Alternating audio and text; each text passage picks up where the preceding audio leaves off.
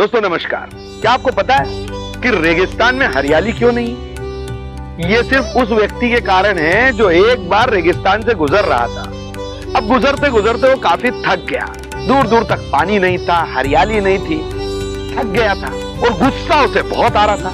इतना गुस्सा आया कि आसमान की तरफ देखने लगा और भगवान को कोसने लगा। कहने लगा, क्या भगवान, इतनी अच्छी आपने धरती बनाई और उसमें रेगिस्तान क्यों बना दिया? दूर दूर तक पानी नहीं है, हरियाली नहीं है कि कोई छांव के नीचे बैठ सके, कोई अपनी प्यास बुझा सके पानी से। क्या व्यवस्था है भगवान तुम्हारी? उसने इतना कहा ही था और जैसे ही वो आसमान से नीचे देखता है तो देखता उसके सामने एक कुआं है और उसमें लबालब पानी, बहुत सारा पानी है उसमें। तो वो खुश होने के बजाय फिर भगवान की तरफ देखने लगा। क्या भगवान, सिर्फ पानी दे दिया?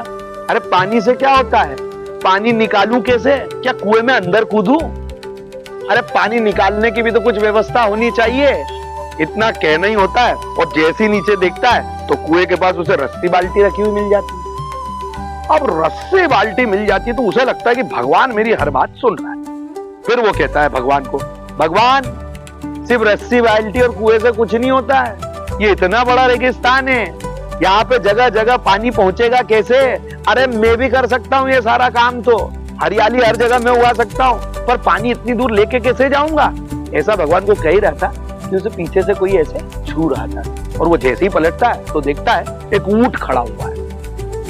मतलब भगवान ने पानी ढोने की व्यवस्था भी उसके लिए कर दी। अब ये चमत्कार देखकर वो खुश होने के बजाय मन में ये सोचता है कि भगवान से ये सारी बातें कह के मैं फंस तो नहीं गया? कहीं ऐसा तो नहीं कि अब भगवान ये सारी चीज मेरे से करवाना चाहता है? और वो वहां से दबे पांव भागता है और वो जैसे दूर तक भागता है कि ऐसे हवा चलती है और हवा के साथ साथ एक कागज जो है वो उससे आकर चिपक जाता है। अब वो कागज को देखता है, ऐसे निकालता है और पढ़ता है और उसमें लिखा रहता है, भाई तुमने जो मांगा वो मैंने तुम्हें दे दिया। तुमने कहा रेगिस्तान में पानी नहीं है, मैंने पानी दे दिया। तुमने कहा कि पानी खींचने की व्यवस्था नहीं है, मैंने रस्सी बाल्टी दे दी।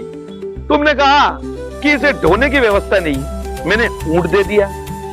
अब जिम्मेदारी तुम्हारी है, अब सब कुछ तुम्हारे हाथ में है, अब तुम्हें ही सब कुछ करना है। ये जैसे ही उसने पढ़ा, कागज वागज फेंका इधर उधर और जो भागा वहां से, तो वो व्यक्ति आज तक मिला नहीं है। अब ढूंढना ये है कि वो व्यक्ति क्या मैं हूं, आप है, या आप और हम सब मिलकर है, जो अक्सर छोटी छोटी बातों पर कभी सरकार को दोष देते हैं, कभी हम अपने घर के बुजुर्गों को दोष देते हैं, कभी हम जिस कंपनी में काम करते हैं उसके